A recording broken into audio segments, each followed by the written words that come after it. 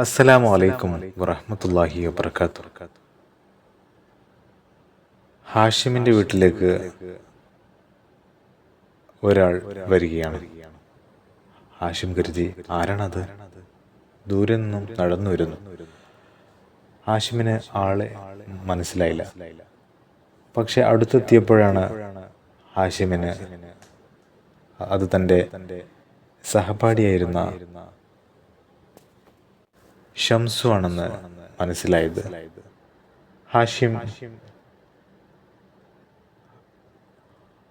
അടുത്തെത്തിയ ഷംസുവിനെ കണ്ടപ്പോൾ ഓടിച്ചെന്ന് കെട്ടിപ്പിടിച്ചു. മാഷാ അല്ലാ ഷംസു, എത്ര കാലമായി നമ്മൾ കണ്ടിട്ട്. ഹാഷിമേ, എന്നെയും മറന്നോ ഞാൻ വിചാരിച്ച്. എൻ്റെ വീട് എനിക്കറിയില്ലായിരുന്നടാ. ഞാൻ ഒരുപാട് അന്വേഷിച്ചാണ് ഇവിടെ എത്തിയത്. പിന്നെ എന്താന്ന് വെച്ചാൽ ഒന്നുമില്ല, വെറുതെ ഒന്ന് കാണാമെന്നാണ്. എന്നെ ഒരുപാടായില്ലേ കാണാൻ വിചാരിച്ചിട്ട്. പിന്നെ എന്തൊക്കെയാണ് അവിടെ വിശേഷങ്ങൾ? ഒന്നും പറയണ്ടെൻ്റെ ഷംസോ, ഇതുവരെ ലൈഫ് വലിയ പ്രശ്നങ്ങളൊന്നും ഇല്ലായിരുന്നു. ഈ അടുത്താണ് എൻ്റെ കല്യാണം കഴിഞ്ഞത്. പക്ഷേ എൻ്റെ ജോലിയിലൊക്കെ കുറച്ച് പ്രശ്നങ്ങളുണ്ടായി. അതുകൊണ്ട് ചെറിയൊരു മാനസിക പ്രശ്നങ്ങളിലാണ് ഇപ്പോൾ ഉള്ളത്. ബുദ്ധിമുട്ടിലാണ് ഇപ്പോൾ ഉള്ളത്. അല്ല ഹാഷിമേ, അതെന്താ പറ്റി? ഈ അത്യാവശ്യം വളരെ നല്ല പൊസിഷനിലായിരുന്നല്ലോ, ഒരു മാനേജറായിരുന്നല്ലോ. ഈ എന്താണ് സംഭവിച്ചത്? ഷംസു, ഞാൻ മാനേജറൊക്കെ ആയിരുന്നു. പക്ഷേ എന്താ ചെയ്യുക, പഠിച്ചവൻ്റെ വിധി. ഓരോ സമയം നമുക്ക് എല്ലാ സമയത്തും നമുക്ക് സന്തോഷം ആയിക്കൊള്ളണമെന്നില്ലല്ലോ. അതുകൊണ്ട് ജോലിക്ക് കുറച്ചൊരു ബുദ്ധിമുട്ട് പറ്റി. അവിടുത്തെ നമ്മളൊരു ചെറിയൊരു പ്രോബ്ലം ഉണ്ടായിരുന്നു. അപ്പോൾ ഇനിയിപ്പോൾ സൗദിക്ക് ഇനി തിരിച്ചു പോലെ എത്രത്തോളം പ്രായോഗികമാണ് എന്ന് ഒരു ഐഡിയ ഇല്ല. ഓ, അങ്ങനെയൊക്കെ സംഭവിച്ചോ? എന്നാൽ എന്നൊന്ന് വിളിക്കായിരുന്നില്ലേ ഹാഷിമേ? ഞാനാണെങ്കിൽ എനിക്കിപ്പോൾ എൻ്റെ എല്ലാ ബിസിനസ്സും കൂടി എനിക്ക് നോക്കി നടത്താൻ പറ്റാത്തതുകൊണ്ട് ഞാൻ ഇപ്പോൾ നമ്മൾക്ക് പറ്റിയ വിശ്വസ്തനായ ഒരാളെ അന്വേഷിച്ചുകൊണ്ട് നിൽക്കണം. ഹാഷിമും എനിക്ക് ചെറുപ്പത്തിലേ എനിക്ക് പരിചയമുള്ള ആളാണല്ലോ. ആണോ ഷംസു? എന്താണ്, എന്ത് ബിസിനസ് ഷംസു ചെയ്യുന്നത്? എനിക്കൊരുപാട് അവിടെ, ഞാൻ ഇവിടെ അല്ല, നാട്ടിലല്ല, UAE-യിലാണ്. അവിടെ നമുക്ക് ഒരുപാട് സ്ഥാപനങ്ങളൊക്കെ ഉണ്ട്. സൂപ്പർ മാർക്കറ്റുകളും അതുപോലെ തന്നെ റെസ്റ്റോറൻറ്റുകളെല്ലാം ഉണ്ട്. അതൊക്കെ അങ്ങനെ വെച്ച് അങ്ങനെ അഡ്ജസ്റ്റ് ചെയ്ത് പോകുന്നു. എന്താണെന്ന് വെച്ചാൽ ഞാൻ ഒറ്റയ്ക്കേ ഉള്ളൂ ഇതൊക്കെ മാനേജ് ചെയ്യാൻ. അപ്പോൾ അതുകൊണ്ട് നമുക്കൊരു വിശ്വസ്തനായ ഒരാളെ കൂടി കിട്ടിയാൽ വളരെ നന്നായിരുന്നു. ഏതായാലും ഷംസു, പിന്നെ അങ്ങനെയാണ് ഷംസു എൻ്റെ നമ്പർ ഉണ്ടല്ലേ. പടച്ചോന് നമുക്ക് ഓരോ ബുദ്ധിമുട്ട് നമുക്ക് തീരുന്ന സമയത്ത് തന്നെ വേറെ എന്തെങ്കിലും ഒരു ദുഃഖം വരുമ്പോൾ അതിൻ്റെ പുറകെ ഒരു സന്തോഷം ഉണ്ടാവും എന്ന് പറഞ്ഞത് വെറുതെ ഇല്ല. അങ്ങനെ ഹാഷിമും ഷംസും കൂടി സംസാരിച്ചിരുന്ന് നേരം പോയതറിഞ്ഞില്ല. ഷംസും ഹാഷിമും ഭക്ഷണമെല്ലാം വീട്ടിൽ നിന്ന് കഴിച്ചുകൊണ്ട് അങ്ങനെ ഫോൺ നമ്പർ പരസ്പരം നൽകിക്കൊണ്ട് ഷംസു വീട്ടിൽ നിന്നും പോവുകയാണ്. അപ്പോൾ ഹാഷിമെ, വിളിക്കാൻ മറക്കരുത്. ഞാൻ ചിലപ്പോൾ അടുത്ത ആഴ്ച ദുബായിൽ പോവും. അപ്പോൾ എന്നെ വിളിക്കണം അതിന് മുമ്പ്. ഇവിടുന്ന് ഞാൻ നാട്ടിലിപ്പോൾ വന്നിട്ട് 2 ആഴ്ച ആയിട്ടുള്ളൂ. പക്ഷേ ഇടയ്ക്കിങ്ങനെ ഓടി വരുന്നതാണ്. ഏതായാലും ഹാഷിമിനെ കാണാൻ പറ്റിയതിൽ ഒരുപാട് സന്തോഷമുണ്ട്. ഏതായാലും ഹാഷിമെ, വിളിക്കാൻ മറക്കരുത് കേട്ടോ. ഓക്കെ, ഇൻഷാ അല്ലാ. എന്തായാലും ഞാൻ വിളിക്കാം. ഹാഷിമിൻ്റെ വീട്ടിലേക്ക് വീണ്ടും കുടുംബക്കാർ വരികയാണ്. പുതുമണവാട്ടിയെ കാണാൻ വേണ്ടിയാണ് എല്ലാവരും വരുന്നത്. അങ്ങനെ സഹറക്ക് സംസാരിക്കാൻ സാധിക്കില്ല എന്ന് അറിയാത്ത നമ്മുടെ ഹാഷിമിൻ്റെ കുറച്ച് കസിൻസ് അങ്ങനെ പറയാണ്, അല്ല ഇനിയിപ്പോൾ മണവാട്ടിയോട് സംസാരിക്കാൻ ഹാഷിം ആംഗ്യഭാഷ പഠിക്കേണ്ടി വരുമല്ലോ. ഇതും കൂടി കേട്ടപ്പോൾ ഹാഷിമിന് ആകെ വിഷമമായി. ഹാഷിം ഒന്നും പറഞ്ഞില്ല. ഒന്നാമതേ ജോലി പോയ വിഷമത്തിലാണ്. അതിനിടയിൽ ഇതുപോലത്തെ ഓരോ കാര്യങ്ങളും കൂടി പറഞ്ഞപ്പോൾ ഹാഷിം ശരിക്കും സങ്കടപ്പെട്ടു. ഓരോ വഴിയിലും നിന്നെ കാണുന്നു, ഓരോ മൊഴിയിലും നിന്നെ കേൾക്കുന്നു, തീരാ സങ്കടത്തിൻ ഭാരവും പേറി നാഥാ നിന്നോടായ കഥകൾ ഓതി. മലിക്കുൽ ജബ്ബാറേ നിൻ കാരുണ്യത്തിനായി സദാ നിനയ്ക്കുന്നു എന്നും ഞാനാണേ. ഇവിടെ കാണുന്നില്ലൊരു പൊരി വെളിച്ചം, എവിടെയാണ് റബ്ബേ നിന്റെ തെളിച്ചം. കരളിൻ വ്യഥയോർത്തു കരഞ്ഞു ഞാനേ, കനിവിൻ തെളി ദീപം ചൊരിഞ്ഞിടണേ.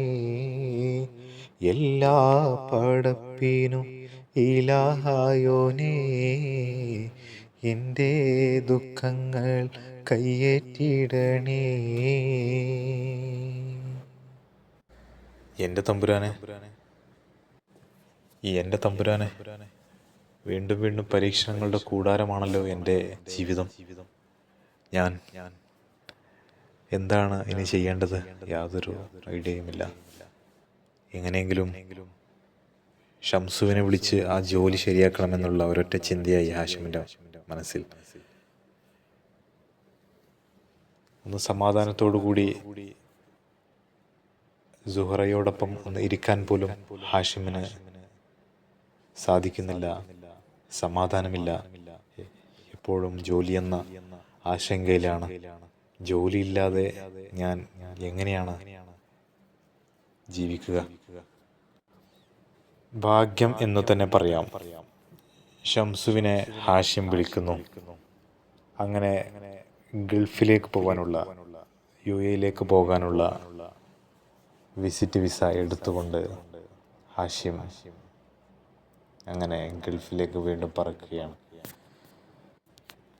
കണ്ടോരാവിതളിൽ നിലാവൊരു സുന്ദരിയായി നിന്ന്, കേട്ടോ വഴിയരികിൽ നിറഞ്ഞൊരു മൈലാഞ്ചി ചെടികൾ, കാതിൽ കൊതിയേറും ഇലാഹിൻ ഹംദിൻ നിശലലകൾ, കാണാത്തൊരു ലോകം വീണ്ടും അനുരാഗക്കോള്, കണ്ടോരാവിതളിൽ നിലാവൊരു സുന്ദരിയായി നിന്ന്, കേട്ടോ വഴിയരികിൽ നിറഞ്ഞൊരു മൈലാഞ്ചി ചെടികൾ.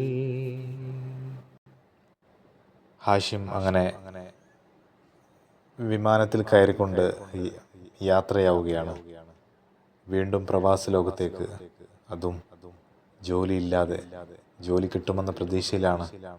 ഇൻഷാ അല്ലാഹ് നമ്മുടെ ഹാഷിമിന് ജോലി കിട്ടും എന്ന് തന്നെയാണ്. ജോലി കിട്ടണമെന്ന് തന്നെയാണ് എല്ലാവരുടെയും ആഗ്രഹം. കാരണം ഹാഷിം എന്നൊരു വ്യക്തി ആരെയും വേദനിപ്പിക്കാതെ എല്ലാവർക്കും സഹായം ചെയ്തുകൊണ്ട് ജീവിക്കുന്ന ഒരു നല്ലൊരു മനുഷ്യനാണ്. അതുകൊണ്ട് തന്നെ ഹാഷിം വളരെ നല്ല നിലയിലെ ഹാഷിമിനെ കാണണമെന്ന് എല്ലാവർക്കും ആഗ്രഹമായിരുന്നു. UAE ഹാഷിമിന് കാര്യങ്ങൾ അത്ര എളുപ്പമായിരുന്നില്ല.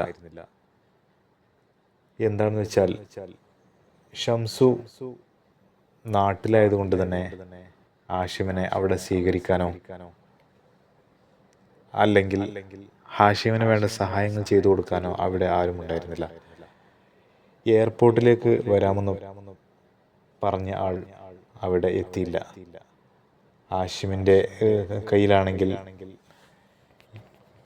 കുറച്ച് ഇന്ത്യൻ പൈസ മാത്രമാണ് ഉള്ളത്. അങ്ങനെ നമ്മുടെ ഹാഷിം എയർപോർട്ടിൽ നിന്ന് ഇറങ്ങി പതുക്കെ പതുക്കെ നടക്കുകയാണ്. വളരെ കലശലായ ചൂട്.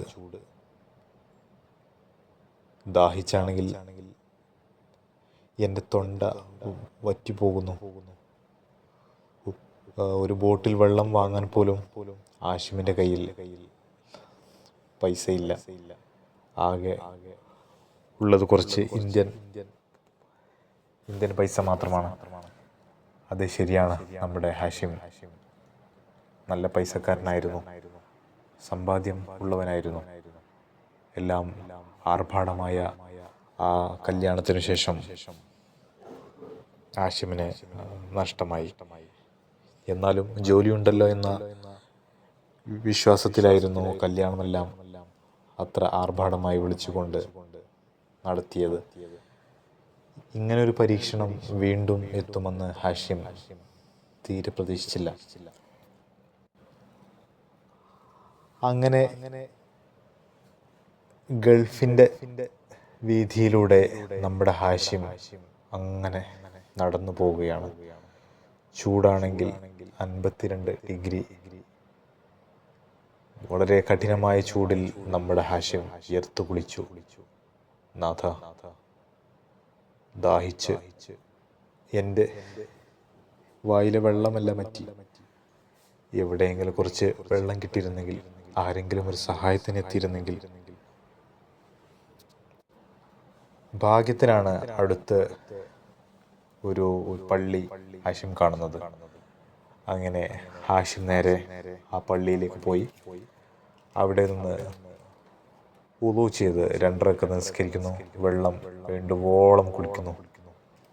അങ്ങനെ ഹാഷിം നാട്ടിൽ നിന്ന് വന്ന ബാഗുമായി ആ പള്ളിയുടെ വരാന്തയിൽ ഇങ്ങനെ ഇരിക്കുകയാണ്. അപ്പോഴാണ് ഹാഷിമിൻ്റെ അടുത്തേക്ക് ഒരാൾ വരുന്നത്. ആരായിരുന്നു അത്?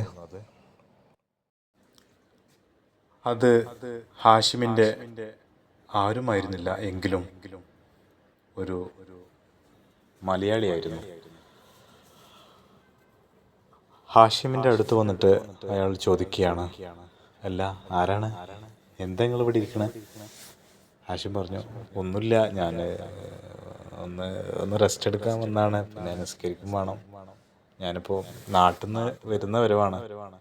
നമ്മുടെ സുഹൃത്തുക്കൾ വരാമെന്നൊക്കെ പറഞ്ഞിരുന്നു, അപ്പോൾ അവർക്കൊന്നും വരാൻ പറ്റിയില്ല. അതുകൊണ്ട് ഇങ്ങനെ ഞാൻ ഒന്ന് നോക്കിയതാണ് വെള്ളമൊക്കെ കുടിക്കാൻ. അവരെ വിളിച്ചിട്ടാണെങ്കിൽ, അവരെ വിളിക്കാനാണെങ്കിൽ എൻ്റെ കയ്യിൽ ഫോണും ഇല്ല. അല്ല, നിങ്ങളുടെ കയ്യിൽ നമ്പറൊന്നുമില്ലേ? ആ, ഉണ്ട്, എൻ്റെ കയ്യിൽ നമ്പറുണ്ട്, പക്ഷെ വിളിക്കാനുള്ള ഫോണോ പൈസയോ ഒന്നുമില്ല. അപ്പോൾ അതുകൊണ്ട് ഞാൻ അങ്ങനെ ഇരിക്കുകയാണ്, ആരെങ്കിലുമൊക്കെ കാണും വിചാരിച്ചു. അതിനെന്താ പ്രശ്നങ്ങളൊരു കാര്യം ചെയ്യൂ, നിങ്ങൾ എൻ്റെ കൂടെ വരൂ കേട്ടോ. വരും. ഏതായാലും നിങ്ങൾ ഭക്ഷണമൊന്നും കഴിച്ചിട്ടില്ലല്ലോ. അങ്ങനെ ഹാഷിമും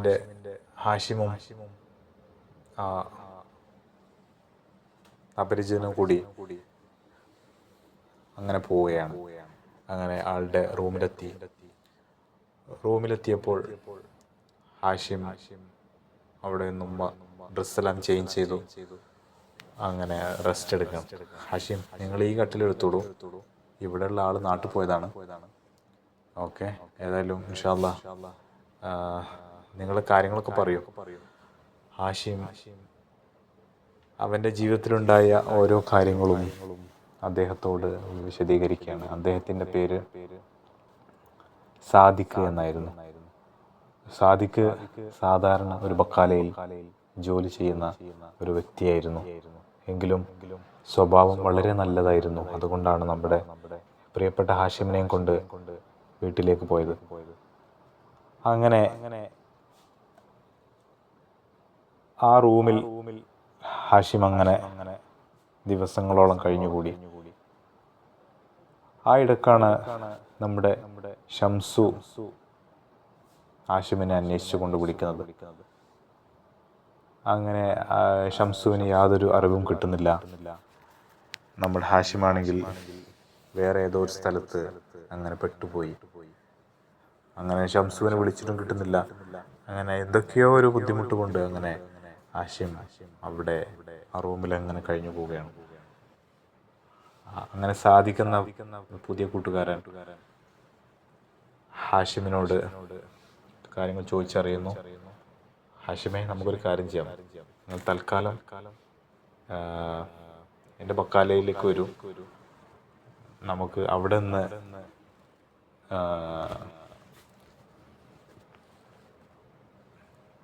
ഏതായാലും നിങ്ങൾ വെറുതെ റൂമിൽ ഇരിക്കല്ലേ, ഒരു കാര്യം ചെയ്യൂ, എൻ്റെ ബക്കാലയിലേക്ക് വരൂ, നമുക്ക് അവിടെ നിൽക്കാമല്ലോ, കുറച്ച് ലാംഗ്വേജും കാര്യങ്ങളൊക്കെ പഠിക്കാം.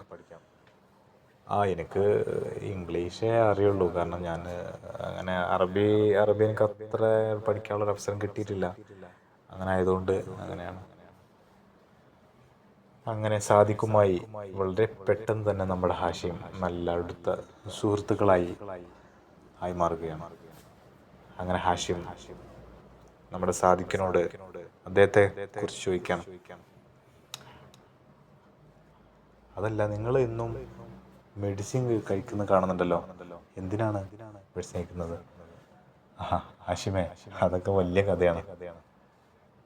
അതായത് ഒരു ദിവസം രാത്രി ഞാനങ്ങനെ ഭക്ഷണമൊക്കെ കഴിച്ച് ഇങ്ങനെ വീട്ടിലേക്കൊക്കെ വിളിച്ചിരിക്കുമ്പോൾ അറിയില്ലടോ, എൻ്റെ ഹൃദയം കുറച്ച് നേരത്തേക്ക് നിങ്ങൾ പണിമുടക്കി.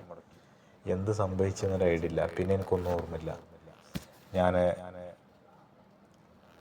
ഹോസ്പിറ്റലിലെത്തി നോക്കുമ്പോൾ ഹൃദയം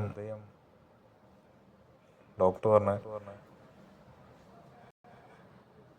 നിങ്ങളെ ഹൃദയത്തിൻ്റെ ചലനം 3/4 ഭാഗമേ ഉള്ളൂ, 1/4 ഭാഗം ഇല്ല. അപ്പോൾ അതുകൊണ്ടാണ് നിങ്ങൾക്ക് അങ്ങനെ സംഭവിച്ചത്. അപ്പോൾ നമുക്ക് ഒരു ഹൃദയത്തിന് പകരം വേറൊരു ഹൃദയം കൂടി സപ്പോർട്ടിന് വെക്കേണ്ടി വരും. അതായത് പേസ് മേക്കർ എന്നാണ് പറയുക. അപ്പോൾ അത് ചെയ്യണം, അതും കൂടി വെക്കേണ്ടി വരും. വെച്ചാൽ മാത്രമേ നിങ്ങൾക്ക് പിന്നെ ബാക്കി ബുദ്ധിമുട്ടുകളൊന്നും ഇല്ലാതെ പോകാൻ പറ്റുള്ളൂ. ഇങ്ങനെ സിമ്പിളായിട്ട് എങ്ങനെയാണ് നിങ്ങൾക്കിതിങ്ങനെ പറയാൻ സാധിക്കുന്നത്? ഹാഷിമേ, നമ്മൾ പ്രവാസികൾ എന്ന് പറഞ്ഞാൽ നമ്മുടെ ദുഃഖം ആരെയും അറിയിക്കാൻ പാടില്ല. മറ്റുള്ളവരുടെ ദുഃഖങ്ങൾ നമ്മുടെ ദുഃഖങ്ങളായിട്ട് നമ്മൾ ഏറ്റെടുക്കുക ചെയ്യാം. അല്ലാഹ് ഖൈർ ചെയ്യട്ടെ, ഒട്ടകമേട്ടിൽ സ്വപ്നമൊരുക്കും പ്രിയ സോദരർക്ക് അല്ലാഹ് ഖൈർ ചെയ്യട്ടെ, അല്ലാഹ് ഖൈർ ചെയ്യട്ടെ. ദുരിതങ്ങൾ പറയാതെ സുഖമേറെ അറിയാതെ സ്വയം നൊന്ത് പാടുന്നു കിനാപ്പക്ഷികൾ. കടൽ താണ്ടി വന്നാലും കൊടും ചൂടിലെന്നാലും കനൽ പോലെരിഞ്ഞാലും തരും പുഞ്ചിരി. അല്ലാഹ് ഖൈർ ചെയ്യട്ടെ, അല്ലാഹ് ഖൈർ ചെയ്യട്ടെ, അല്ലാഹ് ഖൈർ ചെയ്യട്ടെ. ഹാഷിമേ, നാട്ടിൽ ഇഷ്ടംപോലെ കല്യാണങ്ങൾ, നൂൽക്കെട്ട്, മുടി കളച്ചിൽ, സൽക്കാരങ്ങൾ, അങ്ങനെ പല പരിപാടികളില്ല. നമുക്കിവിടെ എന്തെങ്കിലും ഉണ്ടോ? നമ്മൾ വരുന്നു, ജോലി ചെയ്യുന്നു, ഒന്ന് കിടന്നുറങ്ങുന്നു. എന്തെങ്കിലും ഒരു ഭക്ഷണം ഉണ്ടെങ്കിൽ ഉണ്ടാവും. നമ്മുടെ പ്രവാസികളുടെ ഓരോ കഥകൾ കേട്ട് ഹാഷിമിൻ്റെ കണ്ണിങ്ങനെ നിറഞ്ഞൊലിക്കുകയാണ്. കാരണം അത്രയും ഒരു ബുദ്ധിമുട്ടിൽ നിന്നാണ് ഹാഷിം ഈ ഒരു ലെവലിലേക്ക് എത്തിയത്. രാത്രി റൂമിലാണെങ്കിൽ വെറും കുബൂസും അല്ലെങ്കിൽ പരിപ്പ് കറിയും മാത്രം, ചിലപ്പോൾ കുബൂസും വെള്ളവും മാത്രം. അങ്ങനെ അത്രയും ബുദ്ധിമുട്ടിയാണ് അവരൊക്കെ ജീവിക്കുന്നത്. എത്ര ശുഭസുദിനങ്ങൾ ജന്മനാട്ടിലൊരുങ്ങുമ്പോൾ ഉറ്റവരുടയവരെല്ലാം കത്തുവായിച്ചിടുമ്പോൾ പൊന്നുവിളയും നാട്ടിലിവരു കണ്ണുനീരായി കഴിയുന്നു. എണ്ണി പാവം ഇവരുടെ ആയുസ്സിവിടെ കുറയുന്നു. കൂടൊരുക്കാൻ മോഹമായി വീടിറങ്ങിപ്പോയവർ അകലെ മരുഭൂമി, അവിടെയാണെൻ്റെ വീട്. നന്മയാണ് കർമ്മമെന്ന് ജന്മം കൊണ്ടു പറഞ്ഞവർ പൂങ്കിനാവിൻ പൂതിയെല്ലാം പതിവഴിയിൽ മറഞ്ഞവർ. അല്ലാഹ് ഖൈർ ചെയ്യട്ടെ, അല്ലാഹ് ഖൈർ ചെയ്യട്ടെ, അല്ലാഹ് ഖൈർ ചെയ്യട്ടെ. അങ്ങനെ പ്രവാസികളുടെ കഥന ഇവിടെ അവസാനിക്കുന്നില്ല. ഇൻഷാ അല്ലാഹ് വീണ്ടും അടുത്ത ഭാഗത്തിൽ കാണുന്നത് വരെ നമുക്ക് ഇൻഷാ അല്ലാഹ് വീണ്ടും കാണാം. നിങ്ങളുടെ സപ്പോർട്ട് തീർച്ചയായും വേണം. ഓക്കെ, ഇൻഷാ അല്ലാഹ്. അസ്സലാമു അലൈക്കും വറഹ്മത്തുള്ളാഹി വബറകാതുഹു.